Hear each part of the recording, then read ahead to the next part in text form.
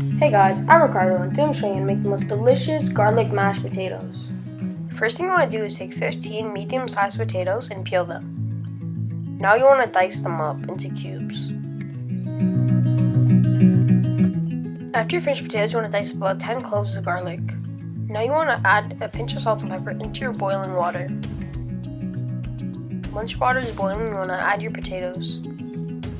After cooking them for about 20 minutes, you want to run a knife through it. If it slides through like butter, it's finished. Now you want to add some milk to your potatoes and a tablespoon of butter. Now mash it up. Now add another pinch of salt and pepper, and then add your garlic from earlier.